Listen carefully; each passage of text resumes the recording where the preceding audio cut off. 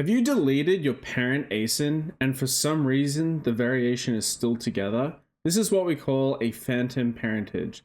It's basically the parent ASIN that still exists in the system even though you have deleted it, and it's still linking the variations under that parent ASIN together. So in this video, I'm going to show you how to fix this issue so you can move forward. I'm Dylan Heathcote from AMZ Joy. Let's jump into the video.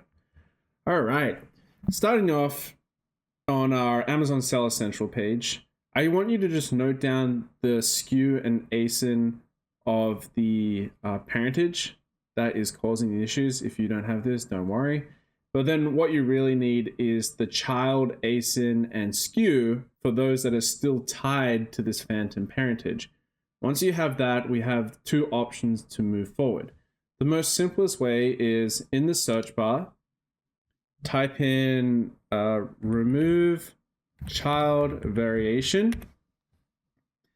And you'll see in this right-hand side, there'll be a recommended solution for create manage variations. Select that. Wait for it to load, and then select the first option, remove a child ASIN from a variation family. Okay, select that. And then here, you're going to enter in that child ASIN that is still attached to that phantom parentage. Okay, do this for each ASIN that is stuck to it, and then this should fix the issue. Okay, it's as simple as that. Now, if you're still running into issues, the next thing we're going to do is open a seller support case. So essentially what you'll do, head over to help, get help and resources. Say my issue isn't listed, just type in remove child variation. Please remove this ASIN, put the ASIN in there from its parentage.